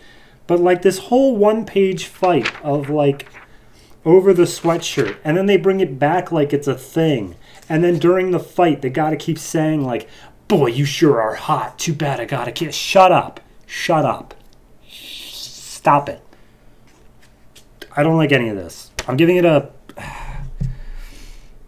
God, I don't even know. I'm looking at my scorecard here. I'm giving this, like, a 3. Like, I just, they're a team. That's what's getting it the 3. That finally they use the word Teen Titans. That's what gets it up to a 3. Everything else, I hate it.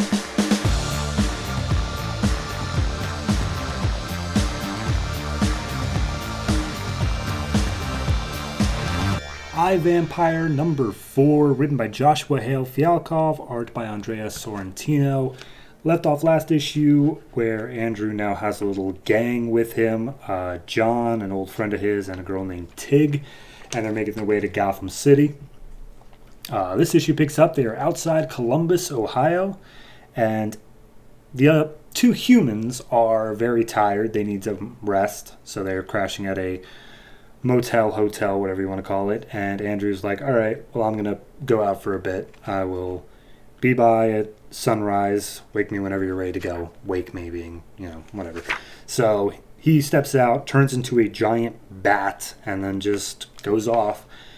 And we see a man who we're not familiar with. He pulls up to a hospital dumpster where I guess he's going dumpster diving for blood. And as he's digging around, Andrew lands and he's like, "Hey, I'm like you. I'm one of your kind. You want to share a drink?" So they both just sit on the curb, and the guy talks about, like, "I've never met another vampire except for the ones who turned me." And he's like, yeah, I've been around for a while. You still have the hunger? He's like, "Yeah, I mean, it's pretty bad. I'm 10 years into my vampireness, but no matter how hungry I get, I don't go after people. I always just do animals and, dumpster diving in hospital things." And he's like, yeah, no, it's good. It's good that you do that. It's good that you don't go after people. Why don't you do that? And he admits that he's scared because when he first changed, he almost killed someone that he loved. And he's afraid that if he ever felt that power again, that he just wouldn't be able to control it. So Andrew stands up and he turns into his, like, werewolf-looking beast form. And he's like, "Now you." And the guy tries for a second. He's like, "I'm not sure that..." And then all of a sudden he changes. And Andrew grabs a hold of him and he's like, "You have the willpower to control this change. You have the willpower to, like, direct it. You are the one that's in control." So Andrew changes back and he's like, "We're not animals. We don't have to act like them. You do you. Be good." So Andrew goes off in the night, and the guy, his name is Steve. He goes and he's like, he just lifts up a car over his head and he's like, "I'm so strong. This feels so good." And he gets a little bit drunk with power, and we cut to a 24-hour bar where who's sitting inside but John Constantine. He's sitting there. He's trying to light up a smoke, but the waitress is giving him crap about it. So he steps outside and he gets just in the air. He manages to pick up that some vampires are nearby. Steve walks in as John's lighting up a smoke, and he's Steve transform inside, get angry with someone, pick him up, and start throwing him around. And he screams out, now you die one by one, your blood on my lips." So John steps in and he's like, "All right, let's take this down a few notches." And Steve's like, "What are you gonna do?" And as Constantine tells everyone to get out of the way, he conjures up a little miniature sun, like sunlight, that drains away Steve's powers, causing him to transform back into a human. And he's like, "Well, I managed to take away your powers, and seeing as this is America, there should be a shotgun somewhere around here." So he takes a shotgun and he's like, "I should be using a stake, but this will do in a pinch." Then Andrew shows up behind Constantine and he's like taps him on the shoulder, and Constantine's like, "Look, I'm taking care of your buddy right now. I'll get to you in a second." And then Andrew does this thing where he like changes places with Steve, or like gets in the way of him, and then enters into John via like a mist form and knocks him out. Steve thanks Andrew. He's like, "Thank you so much. He would have killed me." And Andrew's just disappointed. He's like, "I thought after you said you don't hurt people, I thought maybe you might have been someone like me, someone strong enough to not give into our power. I'm sorry. I shouldn't have shown you that. But now you do know it, and I can't let you be around." And Steve's like, "Look, just I have a wife and a daughter out there somewhere. If you come across them, please let them know that I was a good man." And he hands over a locket, and Andrew beheads him. Constantine comes to and he's like, oh, vampire killing vampires, that's new.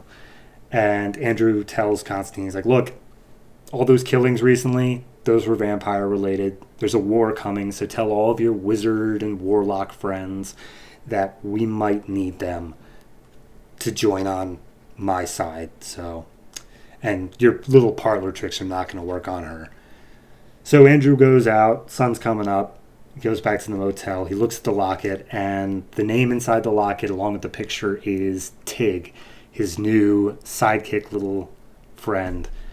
Turns out that Steve was her father, and he had just killed her, or killed her father. So yeah, that's where the issue leads off. I have said it every time. I can't believe how much I love this book. It is fantastic. Just that it feels like it is literally just a standalone issue, but it provides so much character development and so much depth as to not only Tig and her backstory and Steve, this character has just been introduced, Andrew and how he interacts, John Constantine, who has not been in this book at all, but has done his own thing. I love it. I love it. The art's fantastic. The writing's fantastic. I can't overstate it enough. I'm going to go ahead and give this one an 8.5. It's so good. It's so fantastic. I'm still just waiting for that one thing that's really going to blow me out of the water. I'm really hoping we get there.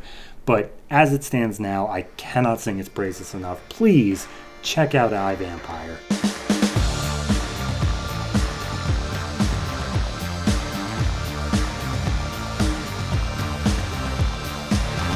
Justice League Dark number 4, written by Peter Milligan, art by Mikkel Janin. We left off last issue with Boston and June Moon seemingly running into the Enchantress, and also something about Shade stopping Mind Warp or something. It's kind of unclear.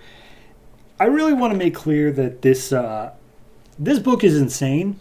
It's actually really, really hard to describe anything that's going on any given page. So I'm doing kind of broad strokes as best I can here. This issue picks up with the Dead Man June Moon thing. They run into the Enchantress body. And Enchantress is basically trying to pull June Moon back, as she has been for the entirety of the issue. Boston jumps into Enchantress's body, and it turns out it is just nothing. It is a void. There is no one there. So he breaks out of the body by literally breaking out of the body and says, oh, this was just an empty shell or a husk or whatever. It's not the real Enchantress. We cut over to Dove, who's on her way back home after her dark thing 2 issues ago. A voice on the radio that freaked her out. And as she walks into Dead Man's apartment, actually, Constantine's in there, and he's eating some baked beans, and he's like, actually, I was looking for Dead Man. Is he not around? And Dove's like, no, I don't think he's going to be. You need to go. He's like, yeah, probably for the best. By the way, you might want to stay away from Dead Man. He's not going to be good news for you. And she's like, yeah, I know. Bye. And he's like, also stay away from June Moon. And she's like, well, what do you know about June Moon? And Constantine, plays I know she's trouble, and she's trouble for anybody getting too close to her. So now they know each other. Cut to the Shade and Mind Warp thing. And Mind Warp is kind of trying to justify why there's a dead body and why he was about to sexually assault this woman on the bed. And the justification doesn't really work. So Shade's like, dude, you need help. You are messed up in the head. And he's like, why are you even here, man? He's like, because some crazy stuff's going on, and Madame Xanadu, for some reason, wants you on the team. And he's like, I'm not really a team player. By the way, you keeping me here is actually killing me because my seizure soul can't be detached from my body indefinitely. It's literally crazy. So anyway, they get to talking, and it seems like Shade's kind of trying to kill Mind Warp, but then the woman who was about to be assaulted by Mind Warp fires off a few shots that distract Shade and let Mind Warp go. And then we just don't deal with that again. So then we get Xanadu saying how some more crazy stuff's going on around the world. Children are killing their caregivers with knives and stuff. People are hearing an endless loop of just this awful song, and they're killing themselves. Hordes of June Moons and Enchantresses are going around killing people. As such, like random blondes are just being shot on sight because, they look like June, kinda. And Xanadu's like, I don't want to deal with this. I need more drugs. I'm going to go and try to get more drugs. So then we see Enchantress, wherever she is, she's freaking out, still saying like, oh, I need June. Go get me June. And all these different aspects of her. Like, we're looking. We're trying. What do you want from us? Oh, wait, there's someone at the door. And we see Zatanna is walking her way up to this farmhouse where Enchantress is kept. And she's like, all right, no turning back now. Just going to go ahead and fight off all these Enchantresses things. I better have a good backward spell. And then a couple of Junes, like, walk up to stop her. And she uses a backward spell of, like, out of my way. And then it didn't work. So they just start clawing at her and beating her up until she's bloodied. And she's like, all right, plan B. And she uses a spell on herself to be gone because their magic is more powerful than her magic. So she just used it on herself to retreat. So she disappears and she ends up reappearing right in front of Shade as Shade was trying to talk to Deadman again. And basically they're like, hey, all right, Zatanna, you're here. You're going to want to talk to Madame Xanadu. She's out getting drugs right now, so we'll talk to her when she gets back. Meanwhile, Madame Xanadu, she got back her drugs, and she sees all these futures, and it's, multiple futures, but there's one that's becoming stronger and stronger of a possibility where everyone dies, and she's not super happy about that. But then when she gets back home, she takes her pills, and then Constantine shows up and just smacks Xanadu. So then Xanadu smacks him. And they just get into a little bit of a fight because I guess Constantine realizes that Madame Xanadu did something to Enchantress, and that's what caused all of this. So then we cut over to wherever Boston and June Moon are, and they're basically cornered. Enchantress has found them again. They're in a quiet motel, and the Shade's like weird portal thing is opened back up again. And they're like, all right, look, we can't deal with Enchantress, but we can maybe trust the Shade guy. We got to try going through the portal. And so Boston takes June's hand, and they both walk into the portal, and they're like, all right, here we go. We're going to do it. And June's like, all right, thank you, Boston, for being here. Next to boonk. And she hits her head on the wall because Boston went through the portal because he was the one who was supposed to go through the portal, but June was left behind as the Enchantress comes in through the door, knocks out all the windows, and we see just this swirling vortex of endless June moons all making up a larger Enchantress shape as the end game is nigh. So yeah, that's Justice League Dark. Again, it's all crazy. It does feel like there's some level of forward momentum, like we are moving towards something. All these players keep on meeting each other. We got Dove and Constantine. We got Zatanna and Shade. We got Deadman's now going to meet Shade as well. Everyone's kind of colliding in with each other, and we are forming some level of a team. My only question is, what in regards to everything else, because it's not making a lot of sense there. But I don't dislike it. The art-wise, it's fantastic. I have no problems with any of the art throughout any of this. Janin is doing fantastic. I want a little bit more to grip my teeth into, I just want a little bit something more that I can say, like, okay, this is where, like, this is moving forward. Right now, it just feels like this doesn't feel like a game of chess. This feels like rolling dice, where every single time it's just like, and now they're in a motel, and now they're in Australia. I don't know. Like, it's just random each time. So I just want a little bit something more there. But in regards to this particular issue, I'm going to give this one a 7. I think it's still a very solid read. I would suggest checking it out, but of course not on its own. By God, start at issue 1, and hopefully it'll make sense by issue 6. I think that's really what it all comes down to. I feel like they're working towards something. If they're not, then we're going to have some issues when we get to that reveal issue. But as of now, I feel like this is all parts of a bigger whole that I'm just not seeing it all yet. So 7 for this one.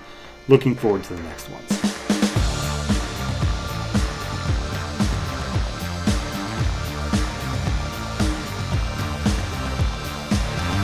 Legion Secret Origin number 3, written by Paul Levitz, art by Chris Batista. Last issue had just a whole bunch of stuff. We got Phantom Girl, we got them saving the old guy's life a bunch, and then the Science Council is like, what are we going to do about this Legion, or the dark visions that come to pass? So this issue picks up, I guess they're sending Phantom Girl back, I guess, and basically they lost her because she just phased through the floor, and nobody can understand how she got out, but, you know, she phased through the floor. Honestly, I'm not entirely sure I understand the first scene. But anyway, we cut to the group of ships that Brainiac 5 is working on, and he's chewing out the commander, just saying, like, you know, we really should have let that Phantom Girl stay. She had some good technology we could have used. But as they're talking about it, the wormhole that they are keeping an eye on suddenly moves 90 degrees, like, away from the planet, and then starts expanding slightly. So Brainiac puts together, he's like, okay, so that is that's probably going to be sending out like a warship if they're going to have to get any bigger. So I suggest that we get all of our ships away from that. Then we cut back to the Science Council. They're talking about pretty much everything that happened. They're getting more Legionnaires. They are getting new star cruisers and ports and stuff like that. So what does it mean for the future of these dark visions or whatever? And then Phantom Girl literally just walks in. It's like, hey, hi, Science Council. How's it going? So here you go. Here's a little data cube from my planet. It tells you everything about the hostiles from the other side of the wormhole. And it's everything that I could bring before we moved our planet out of their reach. And it's like, you moved your whole planet? It's like, yeah, you haven't figured that out yet? Anyway. So when we cut to the Legionnaires, they're flying a new star cruiser through space. And Brand, I believe his name is asking Saturn Girl if she managed to pick up anything from the minds of the people who are attacking them. And apparently it's a subconscious trigger that's put into like complete strangers who have nothing against him, so that way anyone could be someone who attacks them, really. They just need to find who's putting in the subconscious things. And I don't know, then the science police come in and they're like, hey, tell me that you have a plan to deal with this, with Brand's Legion stuff, because this is getting out of control. And the Science Council is like, well, we're working on it. Just keep going as we're going. Stop being so pissed off about it. Honestly, it's like hard to explain what happens because every single page is something completely disconnected to everything else that's happening. But regardless, finally there is one page linked here that is, they notice that the cruisers out by the wormhole are doing something. And they're like, it doesn't seem like there's anything there. Why would they be moving their thing? And then the warship starts coming out of the wormhole, and they're like, oh, okay, that's why they moved into that position. So then all of the warships, they're like, all right, so it's coming through slowly. Maybe it's like scouting. Maybe it's not actually a warship. And Brainiac's like, no, it's coming through at the exact rate that it can come through based off the size of the wormhole. Once it gets big enough, it's just going to zip right out. And they're like, okay, but nothing can control the size of a wormhole. And it's like, well, apparently they can. All right, well, everyone lines up their ships and they all start firing on it at full blast. Does nothing. It's completely secure. And then Brainiac suggests an idea, which gets cut off as we cut back to the Legion. And Cosmic Lad is looking over some new recruits, and he's like, how am I supposed to decide between all these applicants? And he's like, don't worry about that. I'll leave that up to my people. Hey, I wanted to have a chat with you. And they talk about like leadership of the Legion and what does that mean and how they're going to be able to do like the superhero thing. And they're like, hey, this hasn't been done in centuries. If Superman was real. And Cosmic Lad's like, yeah, I'm pretty sure he's real and he was awesome. And it's like, yeah, but that's going to be you too. I can't wait to see Legionnaires doing Superman things. So he tells Cosmic Lad to shoo and go enjoy his day while he takes care of some errands. And as he's running the errands, he trips and a laser blast goes right past his head. And the guy's like, you're lucky you tripped, but that won't save you. And as it turns out, it's a new Legionnaire. It's Invisible Kid. he pushed down the old man and then took out the other guy. And that's going to be his bodyguard, like permanently, because he's invisible, so why not? Then we cut back to the space fight, and we get Brainiac's idea where it's apparently he just wants each of the ships to fire in sequence. Like, one ship fires all they got, and then the next ship fires all they got, and they just keep going in a line. And that somehow overpowers the ships, like the warship's defenses, and they say, haha, we did it, we're successful. The question remains, what comes next? And that's the end of the issue. My biggest problem with this series is the fact of, like, it just, like, it's, for the whole thing, if I were to read this trade start to end without any stops, I think it would probably be a pretty good read. I think I'd be able to keep track of everything that's going on. I'd know all the different players. I'd know where everything's moving. But for each individual issue, it's so disjointed. It's so just like, this issue started on a nothing, on a thing of, Phantom Girl just kind of disappeared for a bit. And then it ends on a, I wonder what's coming up next, as, like, we got the reveal of Invisible Kid on the last, like, nothing felt, there was no rising tension, there was no cliffhanger, there's no nothing. This is just a series of events are happening and we're just showing them to you. Like, it's a slideshow. It's just a slideshow of, okay, and then this happened, and then this happened, and then this happened. I'm sure that by the time we hit issue 5 and 6, we'll reach some sort of climactic action that causes the Legion to become what we know it as. But for the first 3 issues here, it's just, who cares? The musical. For this one, I'm going to give it a 5, because, I don't know. It's fine. Like, it's not, it doesn't make me angry, but I'm bored with it, you know? Everything about it is just boring me, and maybe that's better than being angry, but I want to like something about the Legion of Superheroes, and it's not giving it to me. So this is a 5. I hope that maybe we can get some form of an actual plot moving forward, but I'm not holding my breath.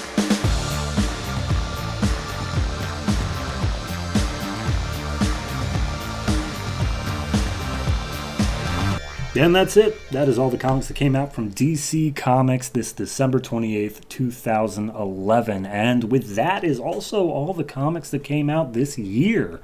2011 is wrapping up, and next time I see you, it will be 2012. I can only hope that the average quality will increase, but hey, we're not here for a good time, we're here for a long time. Oh, dear God. All right, so next week, next year even, January 4th, 2012, holds such comics as Detective Comics, Batwing, Action Comics, Red Lanterns, Green Arrow, Justice League International, Men of War, OMAC, Stormwatch, Hawk and Dove, Static Shock, Animal Man, and Swamp Thing, all issue number 5. Additionally, we have issue number 4s of Huntress and Penguin, Pain and Prejudice. So yeah, just a normal week, but it's the start of a new year, a start of new promises, and blah, blah, blah, whatever. I wish we were going out this year on a better note than me being sick, but yeah, that's how we're going out. So I'm going to go ahead and actually just skip all the formalities of Twitter and Patreon. It's on the screen, it's in the show notes. Please check out either if you have the chance, the time, or the money. But with that, I'm going to call it a night. Thank you very much for watching, and always remember, if it ain't broke, don't fix it.